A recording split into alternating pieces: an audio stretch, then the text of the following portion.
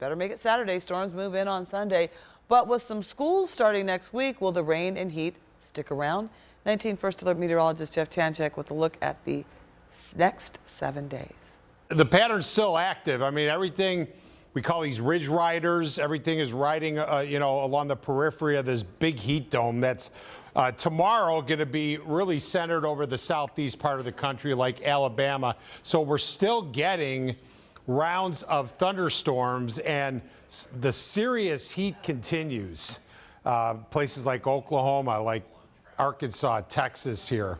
And don't look now, but the new data from what I was looking at, early this morning really still keeps the high heat south of us here. So tomorrow, not a bad day. We'll be watching out for these rain and thunderstorm complexes generally west and south of us, but it's this weekend system. That front is going to return as a warm front later Saturday. And here's the area of low pressure.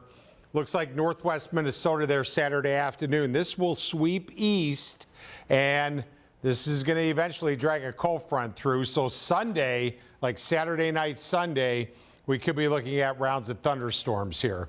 And right now it looks like Sunday could be very humid around here until the front passes. Then we get into an air mass change. Monday, Tuesday, trending cooler, more stable here. We'll see what happens midweek. Some of the guidance brings in like another front, perhaps Wednesday night.